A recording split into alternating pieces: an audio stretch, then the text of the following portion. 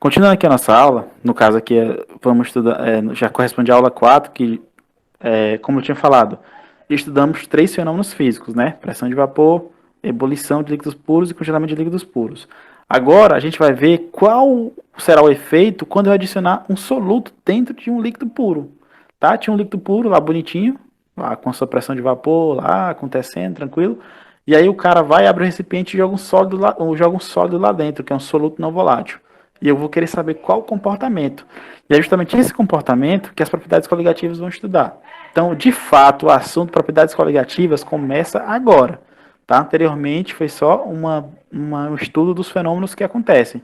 Porque não adianta nada se eu começasse já com essa aqui sendo a aula de propriedades coligativas, falar assim para vocês. Ó, gente, a tonoscopia, que é a nossa primeira propriedade coligativa, ela é o abaixamento relativo da pressão de vapor quando eu adiciono um soluto não volátil. Alguém ia falar assim, meu Deus do céu, não entendi o que é abaixamento de pressão, não entendi o que é pressão de vapor e não sei o que é volátil. Então a gente já estudou o que é volátil, estudou o que é pressão de vapor, tudo anteriormente, para quando eu falar essas palavras aqui agora nessa aula, vocês não ficarem voando. Beleza? Pode ser que fique em alguns casos, mas aí vocês já, pelo menos já ouviram falar da palavra, então já vão conseguir correr atrás para saber o que é, tá? Aí é ruim quando o professor fala ali inicialmente, e aí você nunca nem ouviu falar da palavra, aí já dá um pouquinho mais de trabalho, tá? Então vamos lá. A nossa primeira propriedade coligativa, que a gente vai estudar, ela é chamada de tonoscopia ou tonometria, tá? Gravem esse nome, tonoscopia ou tonometria. Essa parte aqui, ela é um pouco, eu coloquei esse texto aqui, ela é bem textual, não é muito, não está muito resumido, e eu coloquei de propósito mesmo, que eu vou passar esse slide para vocês, e aí vocês vão ler com calma, tá? Toda essa parte aqui. Então vamos ler atentamente essa parte, esse slide aqui, e aí depois vocês vão ler também, só para a gente grifar algumas coisas importantes aqui, beleza? Então vamos lá, todo mundo prestando atenção, tá parecendo uma aula normal mesmo. Vamos lá. Quando, por exemplo, a sacarose se dissolve na água, tá? A sacarose é um tipo de açúcar, no caso, uma molécula gigante. Então a sacarose está aqui, ó, marcada um tipo de açúcar. Quando a sacarose ela se dissolve na água, as moléculas se dispersam entre as moléculas do solvente, que no caso é a água, beleza? Então aqui nessa figura aqui que eu estou marcando para vocês, eu tenho somente o solvente, ó. Estão vendo na figura da esquerda que eu estou marcando? Tenho somente o solvente. Quem que é o solvente, gente? É a água, né? Tá aqui. Então eu tenho a água aqui na fase líquida e aqui em cima eu tenho as moléculas de água na fase vapor, que corresponde à pressão de vapor, né? Que a gente já viu lá na primeira aula de propriedades coligativas. E aí, quando eu jogo o açúcar aqui dentro desse recipiente, ó, aqui dentro desse recipiente da esquerda, ele vai virar o recipiente da direita, que já são o quê? Já são as moléculas de água, que são as bolinhas azul, as esferas azuis, e as esferas vermelhas, que são as bolinhas de açúcar. Então, quando eu jogo o açúcar lá dentro da água, vai acontecer o quê? Uma dispersão, né? Uma mistura das moléculas de açúcar com as moléculas de água. E aí elas irão formar o quê? Uma solução, né? Porque geralmente quando a gente mistura água com açúcar, a gente vai ter uma mistura homogênea. E uma mistura homogênea é o quê? É uma solução, na qual eu vou ter soluto e solvente. Quem que é o soluto? Quem está em menor quantidade, que é o açúcar. Quem que é o solvente? Quem está em maior quantidade, que é a água. Beleza? Então, inicialmente, eu tinha somente água, que é o solvente, no recipiente aqui da esquerda, e depois eu adicionei açúcar. E aí eu formei a solução, que é soluto e solvente. Como foi formada a solução, professor? Quer dizer que as moléculas de açúcar se dissolveram ou se dispersaram nas moléculas de água. Beleza? Só que para ocorrer essa dissolução, né? Para ocorrer essa dissolução, é preciso que haja uma interação entre soluto e solvente, ou seja, as moléculas de soluto e de solvente, ou seja, de açúcar e água, elas precisam interagir entre si. Tá? O que é interagir? Elas precisam se chocar entre si. Tá? Vou usar essa palavra aqui. Beleza? Essa interação ela se dá por meio de forças intermoleculares, que são as forças entre as moléculas, tá? Que vão fazer essas moléculas se chocarem, se unirem, se interagirem. Beleza? As interações existentes entre as moléculas de água e de sacarose, que no caso é o açúcar, elas irão dificultar a vaporização do solvente. Isso faz com que a pressão de vapor do solvente em uma solução seja menor do que a pressão de vapor do solvente puro. Então, essa parte final aqui, ela quer dizer o quê? Quer dizer, gente, que quando eu tinha somente a água, no recipiente, as moléculas lá do interior do líquido da água, vocês viram lá na primeira aula que elas conseguem se chocar e quando elas se chocam, elas viram vapor, né? E formam uma pressão de vapor aqui na superfície do meu recipiente, quando tem somente moléculas de água. Só que quando eu jogo açúcar, as moléculas de açúcar elas vão interagir com as moléculas de água. E essa interação vai ser interação mais ou menos do tipo atrativa. Elas vão se atrair, as moléculas de açúcar com as moléculas de água. E essa atração vai dificultar as moléculas de água fugirem para a fase vapor. Não sei se vocês estão me entendendo. Então é como se as moléculas de açúcar atrapalhassem as moléculas de água que querem fugir para a fase vapor. Se elas atrapalham as moléculas de açúcar, quer dizer o quê? Quer dizer que eu vou ter menos vapor lá em cima do que se tivesse somente água pura. Se eu vou ter menos vapor lá em cima, vapor de água, se eu vou ter menos vapor, quer dizer que a minha pressão de vapor também vai ser menor. Porque eu não falei que a pressão de vapor não é a pressão exercida pelos vapores do líquido que estão na superfície? Se eu vou ter menos líquido, menos vapores na superfície, quer dizer que minha pressão de vapor será menor. Então, como conclusão, quer dizer o quê? Que toda vez que eu adicionar um soluto não volátil dentro de um solvente puro, a pressão de vapor daquele solvente puro irá diminuir. Por que vai diminuir? Porque as moléculas do solvente puro, do soluto, as moléculas do soluto, que no caso é o açúcar, eu acho que eu falei errado, as moléculas do soluto, que no caso é o açúcar, elas irão atrapalhar as moléculas de solvente que querem migrar para a superfície. Tá? Elas vão atrapalhar por quê, professor? Porque elas irão interagir com essas moléculas do líquido aqui embaixo. E essas interações irão dificultar as moléculas de água passarem para a fase vapor. E aí vem aqui, ó, a diminuição, aí preste bem atenção, a diminuição da pressão de vapor de um líquido por adição de um soluto não volátil, que no caso é o açúcar, é denominada efeito tonoscópico. O que determina essa diminuição é a concentração das partículas de soluto. Então, por enquanto, a gente não vai nem falar disso. Então, o efeito tonoscópico quer dizer o quê? Diminuição da pressão de vapor quando eu adiciono um soluto não volátil. Aí eu quero perguntar para vocês, gente. Vocês conseguiram entender isso daí? Me falem sinceramente. Se não tiver entendido, me falem que eu explico novamente. Eu entendi. Vamos lá. Quem não entendeu?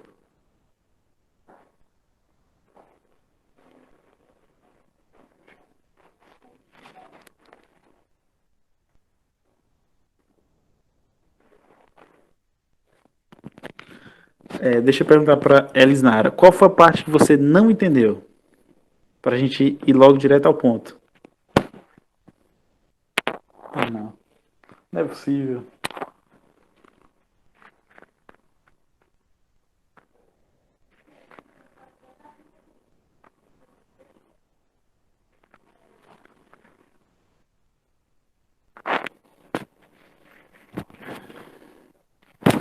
Ó, é o seguinte. De novo. A, aqui eu tenho duas condições. Eu tenho uma condição nesse. Ó, vamos esquecer o texto por enquanto, tá? Vamos olhar somente por esses dois recipientes aqui, tá? Deixa eu apagar. Deixa eu só apagar tudo que foi escrito. Aliás, tudo que foi riscado até agora. Pronto, apaguei. Então vamos lá. Então vamos lá, para ajudar. Esquece tudo que está escrito e olha somente aqui para os dois recipientes, tá? Primeira coisa, no recipiente aqui da esquerda, eu tenho somente o solvente, que é somente água pura, tá? Então vamos lá. Caçar a caneta, beleza. Então somente solvente e água pura. Quando eu tenho somente o solvente, que é água pura, lá na primeira aula de pressão de vapor, vocês viram que as moléculas aqui de solvente elas irão se chocar e esses choques irão fazer com que algumas moléculas passem para a fase vapor, que é essa fase aqui em cima, ó, fase gás. Então elas irão escapar do seio do líquido, tá? Que no caso é o líquido aqui embaixo, elas irão se chocar, irão escapar da fase líquida e irão virar vapor. Irão ficar aqui em cima, bonitinha, tá? Tá aqui, fase vapor. E esses vapores aqui em cima, eles irão exercer uma pressão de vapor sobre o líquido, beleza? Isso aqui a gente já viu. Só que digamos que eu, como curiosidade, pegue uma quantidade de sacarose, que é um açúcar, e jogue aqui dentro, por exemplo, jogue 3 colheres de açúcar aqui dentro, ó, desse recipiente, tá? E aí o que vai acontecer? Eu quero descobrir o que vai acontecer. E aí quando eu jogo essas colheres de açúcar aqui dentro, eu já vou ter esse caso aqui. Que caso é esse, professor? Eu vou ter o quê? Uma mistura de água com açúcar. Por quê? Porque eu joguei açúcar lá dentro e eles iriam se misturar. tá? E essas esferas em vermelho aqui são as moléculas de açúcar, beleza?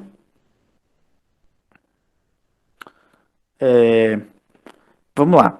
Essas moléculas de açúcar que estão aqui dentro desse recipiente na direita é as moléculas de soluto. Então, o que vai acontecer? O açúcar ele vai misturar com a água. Se ele vai se misturar com a água, eles irão formar uma solução. Por quê? Porque água com açúcar, quando a gente mistura, forma uma, solução, forma uma mistura homogênea. Mistura homogênea é o que? Uma solução. Tá? Então, eu tenho o soluto, que é as bolinhas vermelhas, que é o açúcar, e tenho o solvente, que é a bolinha azul, que é a água, tá? Essas moléculas, essas bolinhas em vermelho, que é o açúcar, elas irão interagir com as bolinhas azul, que são a água. São interações do tipo intermoleculares. Elas irão interagir. E essas interações vai fazer com que essas moléculas de água tenham mais dificuldade para escapar para a fase vapor. Então significa que as moléculas de açúcar, elas meio que atrapalham as moléculas de água que querem escapar para a fase vapor. Se elas atrapalham, significa o quê? Que eu vou ter menos moléculas de água na fase vapor. Então, se eu vou ter menos moléculas de água na fase de vapor, quer dizer que a minha pressão de vapor será menor, já que eu vou ter menos moléculas. Então, essa diminuição da pressão de vapor de um líquido puro, quando eu adiciono um soluto não volátil, que no caso é o açúcar, é denominado de efeito tonoscópico. Então, o efeito tonoscópico é o quê? É o abaixamento da pressão de vapor de um líquido puro, quando eu adiciono um soluto não volátil. Em resumo, é isso. Me fala aí se deu uma melhorada para quem não tinha entendido, sim ou não?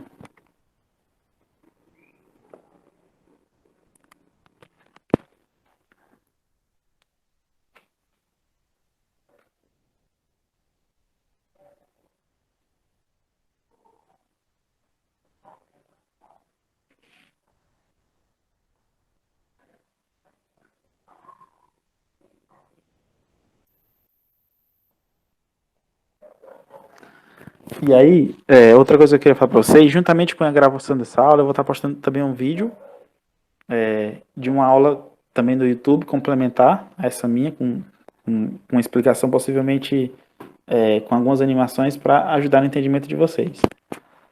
Beleza? Então agora, a gente já sabe o que é a tonoscopia, que é o nosso primeiro efeito coligativo, tá? É quando eu adiciono um soluto não volátil a um líquido puro, e esse soluto não volátil faz com que eu tenha uma diminuição da pressão de vapor, tá? Então, tonoscopia a gente já sabe. Mais uma vez, eu vou deixar os slides para vocês vão ter que ler com calma o slide, tá? Tem a parte textual aí, além do vídeo que eu vou estar postando, que aí no caso vocês estão vendo essa aula aqui, vocês não vão nem talvez rever essa aula, só quem quiser mesmo, ficar com dúvida. O que eu quero mais que vocês façam é pegar os slides que eu vou postar, que são esses daqui, e estudar com calma e ver o outro vídeo que eu vou postar juntamente com essa gravação dessa aula, tá? Então, pessoal, a tonoscopia, de forma conceitual, é isso que está nesse quadradinho verde aqui, ó. É quando eu adiciono um soluto não volátil e faz com que diminua a pressão de vapor de uma substância pura ou de um líquido puro, tá? Então, esses dois gráficos aqui embaixo, essa figurinha aqui embaixo, ó, ela retrata aquilo que eu acabei de falar para vocês no slide anterior, tá? Eu tenho água pura, tá? Aqui eu tenho água pura e a pressão de vapor, ela tá aqui, a seta, ó, onde ela tá medindo, ó, tá aqui, ó, onde eu tô marcando em vermelho. Beleza? E aí quando eu adicionei o açúcar, ó, o açúcar aqui embaixo, as bolinhas de laranja, ó, interagindo com as moléculas de água. Então, se lá no caso inicial da água pura, ó o tanto de moléculas de água aqui na fase do vapor que eu tenho, ó. Tá aqui, ó. Agora, quando eu adicionei açúcar, olha o tanto que ficou, somente 4 moléculas de água, de maneira ilustrativa, ó, ficou somente 4. Se tem menos moléculas de água aqui, quer dizer que minha pressão de vapor aqui será o quê? Será menor. Então, eu comparo os níveis ó, da pressão de vapor aqui com a pressão de vapor aqui inicial, ó, onde é que estava. Então, repara a diferença que tem aqui. Ó. Tem um ΔP, que é uma diferença de pressão de vapor. Beleza? Ocasionado pela minha adição de um soluto não volátil, que no caso é o açúcar, para esse caso específico. É óbvio que pode ser sal, pode ser qualquer outro soluto não volátil, tá? Mas nos nossos exemplos aqui a gente está trabalhando com açúcar, beleza?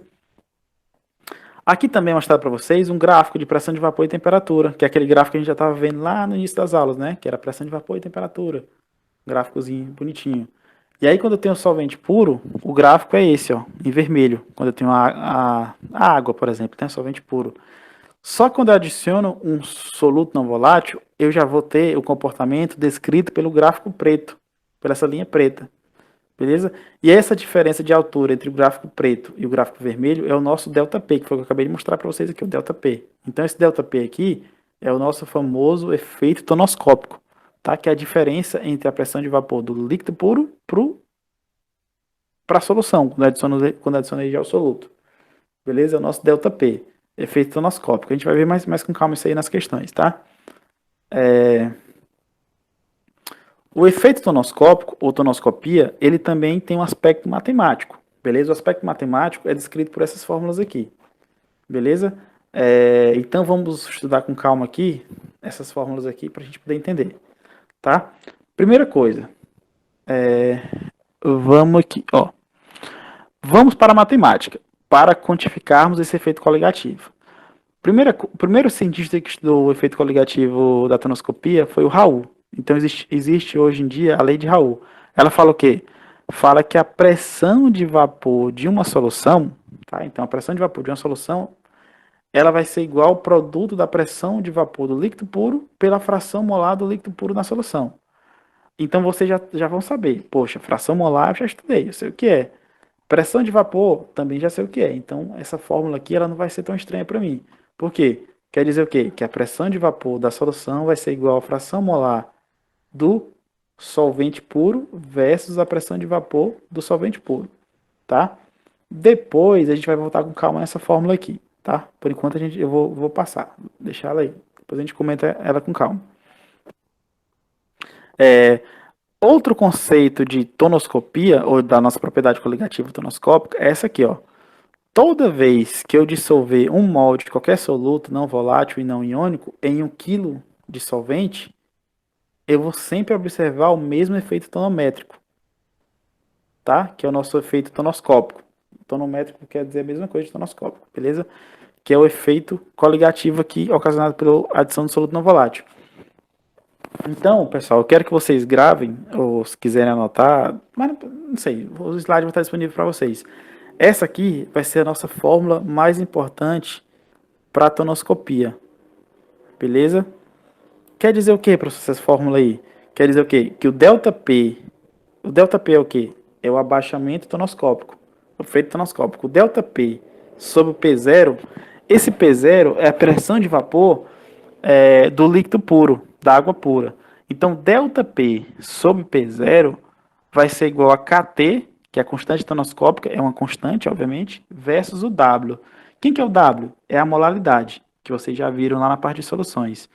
Então, gente, eu quero que fique gravado para vocês. Ó. Toda vez que a gente falar de propriedade tonoscópica, a fórmula que vai descrever a propriedade tonoscópica é essa, ó, ΔP, que é o efeito tonoscópico, que é o abaixamento relativo da pressão de vapor, sobre P0, que é a pressão de vapor do líquido puro, vai ser igual a KT, que é a constante tonoscópica, que as questões vão dar essa constante para vocês, não se preocupem, versus o W, que é a molaridade.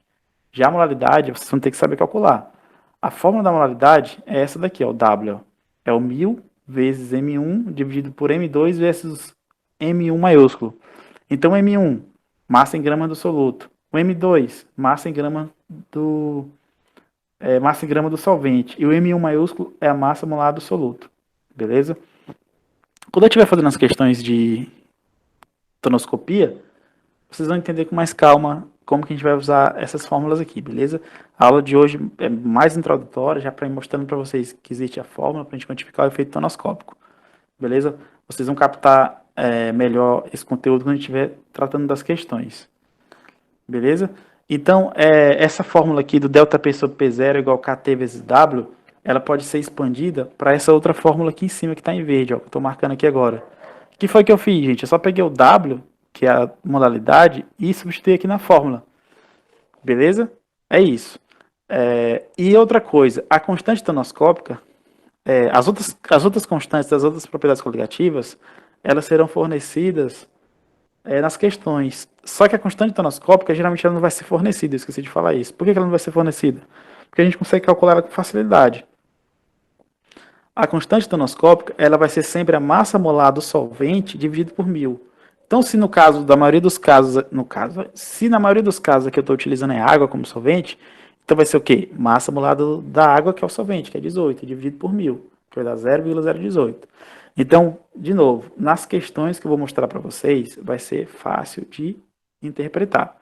Beleza? Aí no slide aqui também tem o Raul, que foi um dos caras que estudou propriedades coligativas. Depois, quando vocês estiverem vendo os slides, façam uma leitura para entender, tá? Como esse cientista teve participação no desenvolvimento desse conteúdo, tá?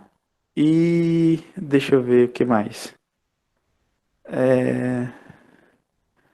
Então, eu queria deixar claro para vocês, eu queria falar para vocês que a gente viu a nossa primeira propriedade coligativa, tá? Que é a tonoscopia.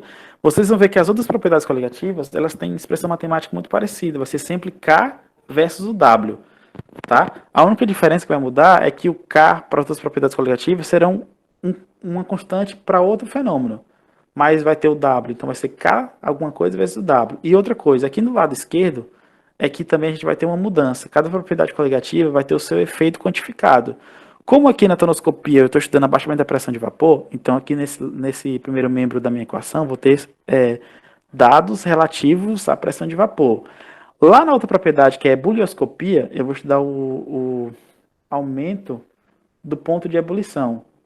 Lá no aumento do ponto de ebulição, eu já vou ter desse lado do primeiro membro da equação dados relativos ao ponto de ebulição, que vai ser ΔT. Né? Ponto de ebulição geralmente é delta de temperatura. Só que o lado direito da equação, que é o segundo membro, eu já vou ter o K versus o W. Então, as propriedades coligativas elas são interessantes e fáceis, porque as fórmulas são muito parecidas. Tá? Vai mudar algum detalhezinho ali, algum constante, alguma coisinha. Tá? E aí, nas questões, vocês irão ver com calma. Tá? Então, gente, eu vou... deixa eu perguntar para vocês. Vocês conseguiram entender mais ou menos ou foi muito rápido ou ficaram com muita dúvida? Não, deu para entender bem. Para quem não entendeu, eu vou, como eu falei, eu vou estar postando a gravação da aula para vocês assistirem com calma. Vou estar postando mais uma aula auxiliar do mesmo conteúdo para vocês verem as duas aulas, beleza? E mais para frente, no caso mais para frente que eu digo provavelmente essa semana ainda, eu vou estar postando um vídeo sobre resolução de exercício desse conteúdo, tá?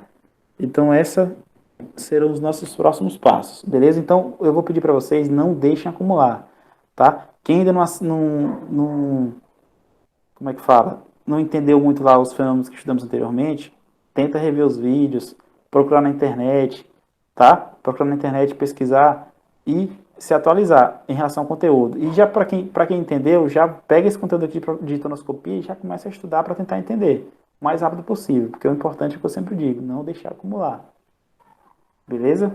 Então, gente, até a próxima terça-feira, beleza? Vou estar postando material aí amanhã, no sábado, tá? Então, não deixem acumular, tá? Fiquem sempre atualizados aí, tá? Uma boa tarde para vocês aí, bom descanso e um ótimo final de semana para vocês aí. Valeu!